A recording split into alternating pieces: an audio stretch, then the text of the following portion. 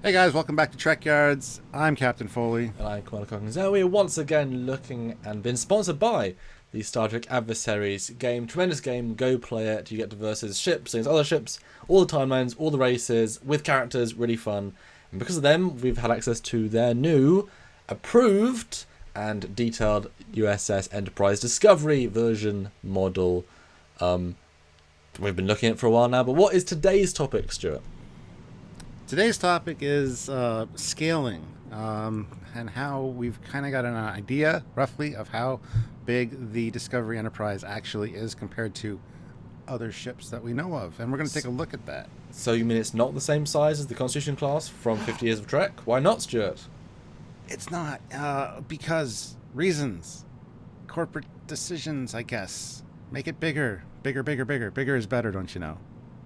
Well, no, again, we're piecing this episode together from a number of people behind the scenes and numerous different sources, all sort of reliable. I'm not going to say who, but the basic reason for scale is because at being the small size, it wouldn't fit in with the Discovery ships, which were all scaled up. So they had to upscale. But the question is how much. And we were given a tip ages ago that the base scaling is in relation to Shinjo.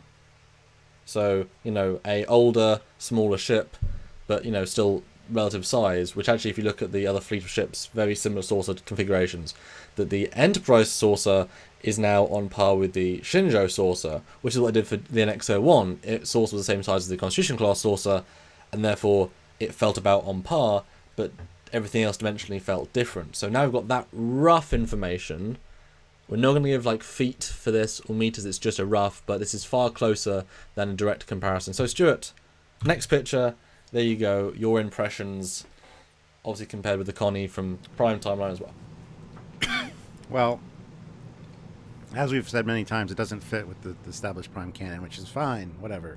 It's a reimagined thing, in my opinion.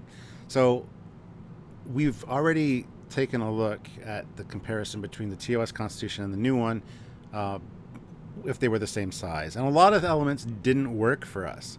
Having now seen this scaled up, a lot of those issues seem to be fixed for me already. The secondary hull, has more substance to it, more meat, and it works. And it looks good compared to the Discovery ships. It looks good right alongside them. And note, this is also the Adversary's Shinjo, so it's again a approved, correctly proportioned model, which actually looks really good. I really like the model. Yeah, they're both CBS approved. Yep. So, and that is the Enterprise from Into Darkly, so that is CBS legitimate. So everything's sort of canon here. Nice. So yeah, I mean, I don't have a problem with it joining the rest of the Discovery fleet as far as that size goes. I mean, it makes sense that it's the same size as the Miranda style, variant or whatever that of the same era. So this works fine for me as far as scaling goes. Yeah, I mean, a lot of people complain when we talk about scale that the original Enterprise was too small, that you couldn't fit the crew inside of it, and then people straight away say, have you seen modern warships? You can fit 4,000 people in the same scale ship. And I've always liked Star Trek being smaller because it's trying to be slightly more scientific. It's science fiction, not science fantasy. Star Destroyers are 3 miles in length because, you know what I mean? There isn't any specific reason. They're just big. And then you get the bigger things because, I mean, you really think how much it would take to build a Death Star, it's even with an Empire's resource, it's kind of silly. Whereas something like this, it's very practical, very doable. You can very human scale it. And it always says to me, this is obviously the more advanced race. Now, when you upscale something this big, what's amazing though is that you can still have the same amount of crew, which is 400 for Enterprise, for TOS, 200 for Cage. But we know the Discovery is 137 people or something very similar for a ship that's, substantially larger than Shinjo. Obviously, nacelles take up a lot of that, but still. So, based on their super small numbers of people, still in big ships, I guess it's still fine. Although you'd think this ship would now have 1,000 people. I mean, not necessarily that big because it's not as big as Enterprise D, but more people, but it's probably less people now. I don't know. What it makes me think is, boy, I wish Shinjo was the size of this, but for the Prime, because put them both together, for my own screen, I'm cutting off the original Connie, that looks superb. So imagine if that scaled down to be size of Enterprise, the Prime timeline, oh, that's even like the Shuttle Bay would still be much bigger. You could still get that grandiose feel because it's dimensioned in different ways. You know, so it's a real shame that they've upscaled it so much. Because I think that looks great in unison. You know, different aesthetics, but advanced for different reasons. You know, the nacelles have got smaller and more advanced. Sources different. I mean, yeah, things, reasons. Let's keep going, Stuart. Yes. Let's go to the next picture. Oh. This is from the side, and here's where it kind of breaks down a little bit again for me.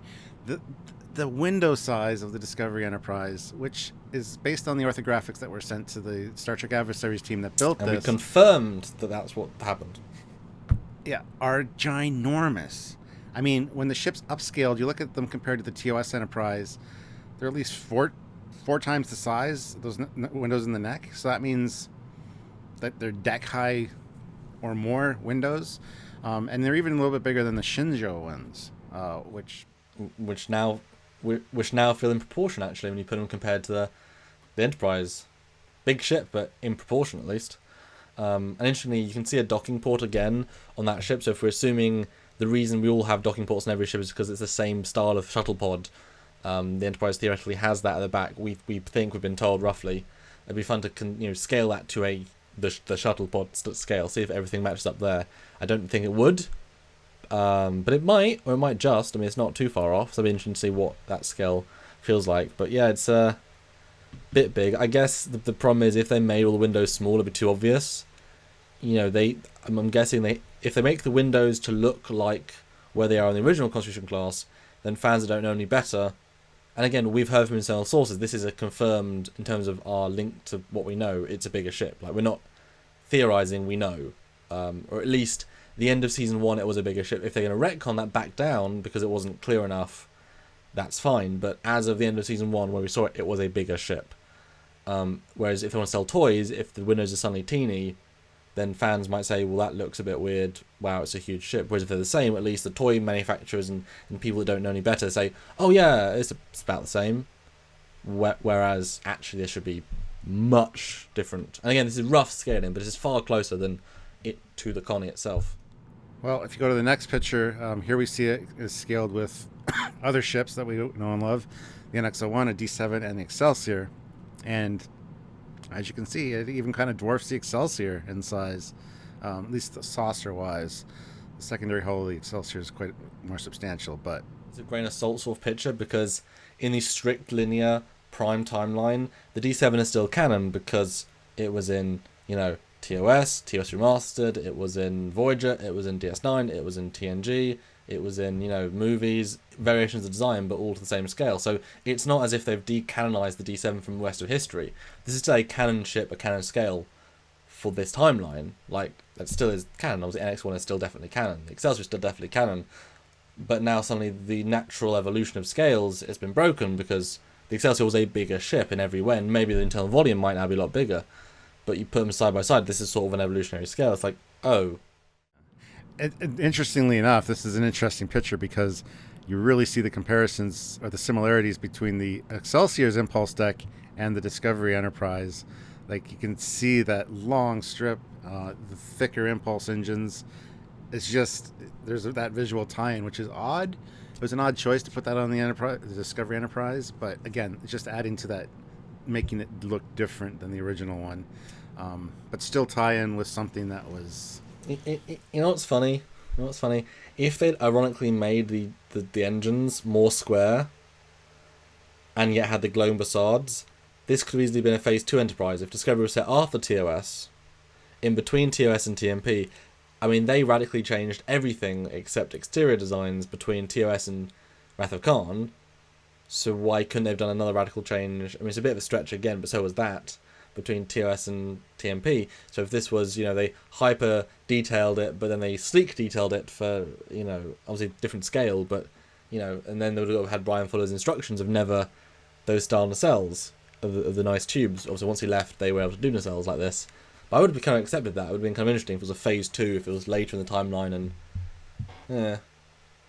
Because then it would be, the first test out the Excelsior engine block was what I was getting to, sorry.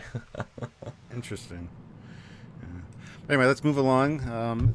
the next shot is from the side. Again, you get to compare it to the Excelsior, and there's quite a bit of internal volume in that Discovery Enterprise when compared with the Excelsior, at least the Prime Excelsior. I'm sure the Discovery Era Excelsior, Discovery Universe Excelsior, as I'm going to call it from now on, Discovery Universe, because it's its own thing. Yeah, sort of Discovery Alt. It's kind of what I've internally called it. Yeah, so the Excelsior in that universe, of course, would be much bigger, but this is quite an interesting take on how things. I mean, and I can see the Enterprise Discovery being an evolutionary next step as far as the NX-01 goes. There, I can see that size up. That's fine, but I don't know. I don't know what to say. I don't want to get into me complaining about Enterprise again. But it's its own universe as well, I guess. I don't know. I guess. And you can see the window. I mean, it's hard to see, but I'll zoom in a little bit. You can see the window scale in X01, and that was very carefully done human scale. That ship is so perfectly scaled. So those windows are actually the same size as the Excelsior. I mean, it's about right. And, about right. Whereas the Discovery ones are a lot bigger. Anyway, but the next picture is interesting. A comparative comparison of these three from the front.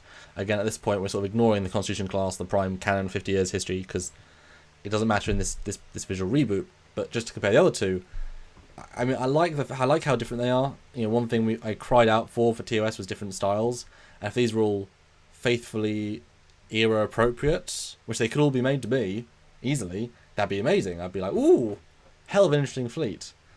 But what we get is what we get. But these two, I do like how different and interesting they are.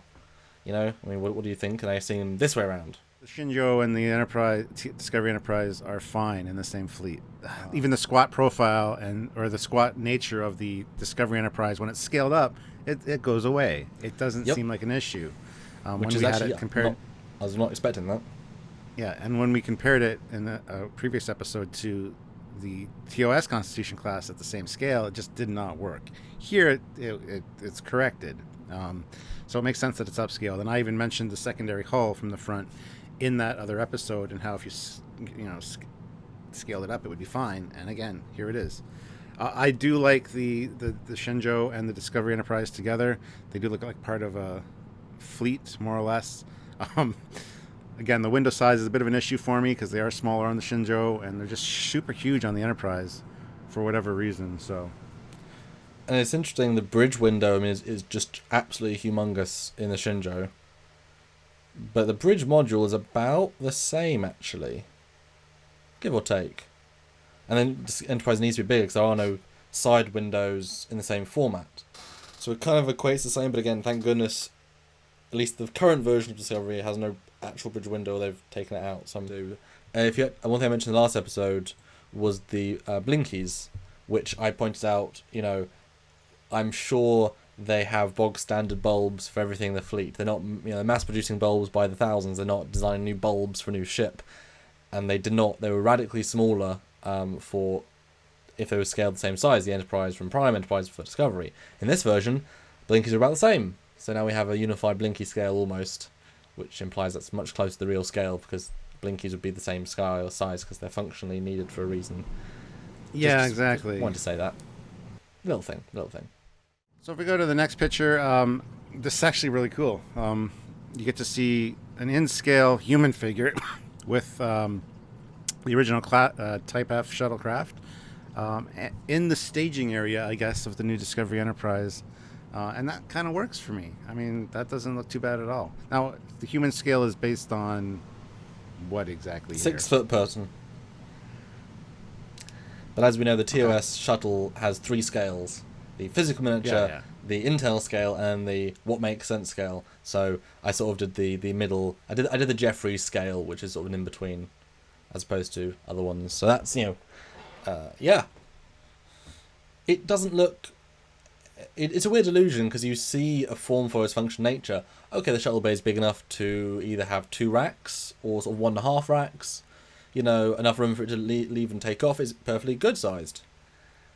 But that's not what sort of we're showing here. Gets into real scale. But if you go to the next picture, we compare it to the TOS canonical scale. For me, I don't even see a difference, because really the Enterprise, the new one, is just about a third scaled up. the broader strokes functionally are not as different as you think, but when you look at all the smaller stuff, they're like, wow, that's really different. But that's how it was scaled in TOS. It's kind of hard to see the difference, really, isn't it? Yeah. Well, when we were looking at the comparison or the earlier pictures where the scaled up Discovery Enterprise with the original scale of the other one, I noticed that the shuttle bays were the same scaled to the same size when it was upscaled, which again looks fine here because it, like you said, it's hard to tell any difference.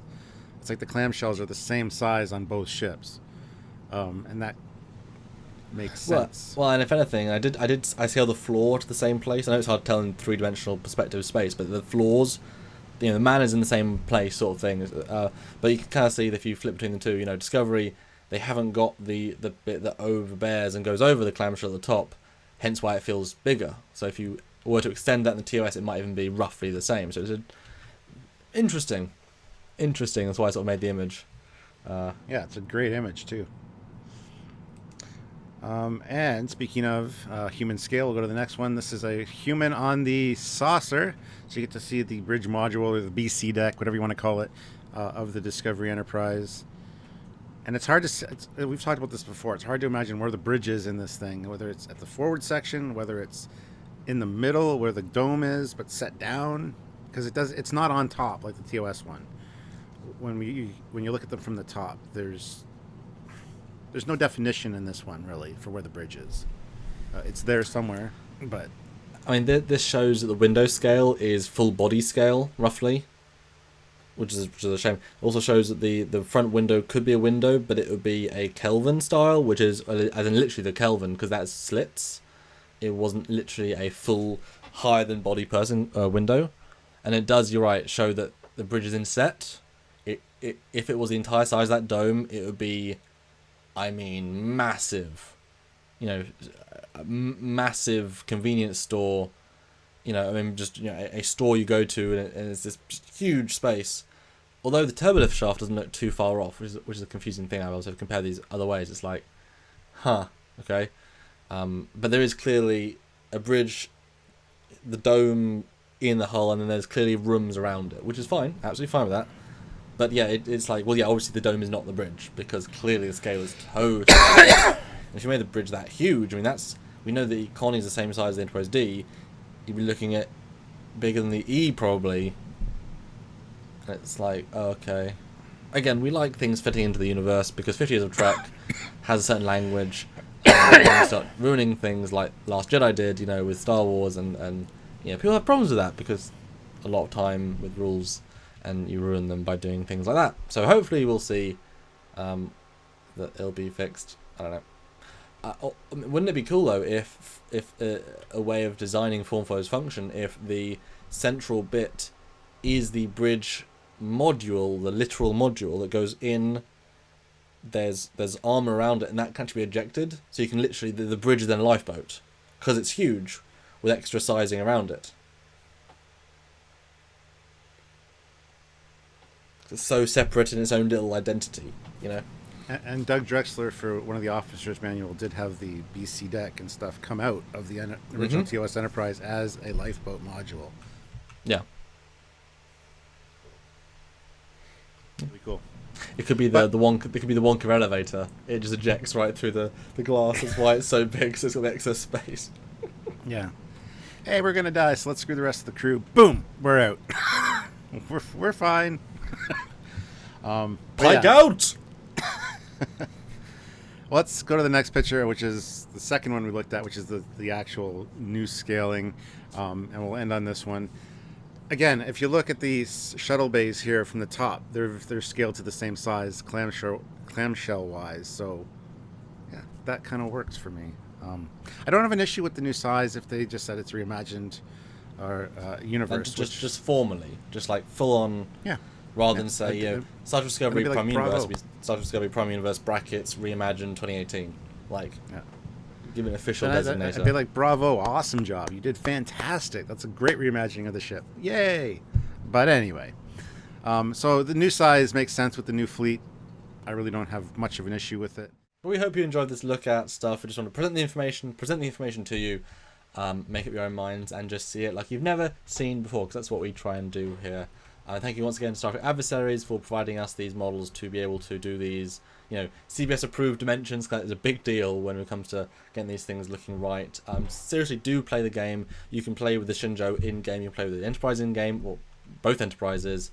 Although the scaling is all over the place in that game because it's a video game. It needs to be, whatever. But it's fun. You play all these ships, multiple eras, multiple things. It's quite fast paced. You pick your deck, you earn your deck, you play against opponents with cards you've never even seen before, and that's quite exciting. I was attacked by something. I was like, where did that come from? I was like, cool, I like that. You can play against Locutus and a Borg Cube, or Picard and Enterprise D, or whoever and whatever. It's a lot of fun. Definitely worth taking a look, and it's free right now, so nothing to lose. And it's available on mobile. Yeah, it's available on mobile as well. Don't forget to check out. You can send me a friend request if you want. Captain Foley, all one word. Commander Cockins is on there as well. CMDR. Yeah, abbreviation of Commander. And there's also a Team Trekyards fleet. Should you want to join the Team Trekyards fleet, look that up as well. Yep. Look forward to seeing you guys there. It is a fun game, so go download it now. And while you're doing that, or before you do that, click like, subscribe, notification icon, and after you've downloaded Star Trek Adversaries, go to Facebook, look up Trekyards, and join the Trekyards Facebook group, because there's great conversations on there all the time. All of our new videos are shared there, so in case you didn't hit the notification icon on YouTube, you'll get notified on Facebook when we upload a new video. So definitely go check that out. And if you want to support us directly, there's two great ways. Either a one-time donation at trekyards.com. Click that donate button, goes directly to our PayPal, and it all is literally production costs towards this show and improving it. Or a regular donation at Patreon/Trekyards. That is our backbone of financial funding. That shows us that the fans want us to keep making content, and the more you can support, the more we know we can do and want to keep doing in the future, in the months, years, whatever to come, because this is takes a lot of time to make these renders, to source it, to do light rigs. It all takes time, and edit and just everything. So if you want to support and ensure more things come to you every single week, then please give at Patreon/Trekyards. That's right. So go download Star Trek Adversaries. Looking forward to seeing you in game. Until then, I am Captain Foley. And I am Commander Coggins. We'll see you next time. Bye, guys. Bye, guys.